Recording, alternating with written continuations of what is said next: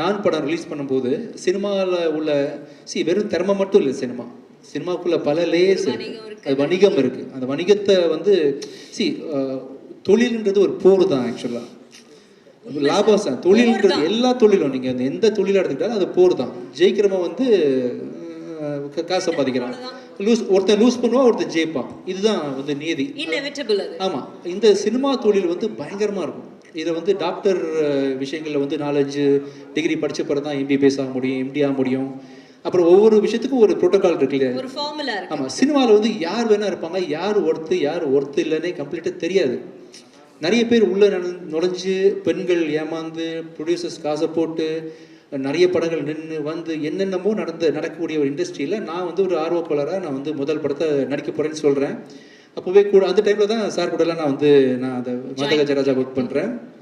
சாருக்கெலாம் நிறைய போட்டு காமிச்சிருக்கேன். சுந்தர்சி சார் நிறையா பேஸ் பண்ணியிருக்காங்க. அந்த விதத்தில் வந்து பயங்கரமான ஒரு இந்த பாருங்கள், இந்த அளவுக்கு ப்ரொடக்ஷன் குவாலிட்டியில் நடிக்கக்கூடிய அளவுக்கு பொட்டன்ஷியலான பிஸ்னஸ் வேல்யூ உள்ள ஹீரோவாக இருந்த விஷால் படத்துக்கு முன்னாடியே கூப்பிட்டு, ராஜா எது ப்ராப்ளமா, எதுனாலும் சொல்லுங்கள் அப்பப்போ கூப்பிட்டு நான் கேட்க முடியல.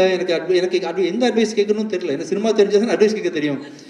ஒன்றுமே தெரியல. கண்ணை மூட்டு நான் பாட்டுக்கு போகிறேன். அவராக கூப்பிட்டு ராஜா எது வேணா சொல்லுங்கன்ற மாதிரி பயங்கரமாக வந்து வாலண்டியர் பண்ணி கைட் பண்ண ட்ரை பண்ணாருன்றது வந்து என்னால் இன்னும் மறக்க முடியாத சம்பவமாக இருக்குது.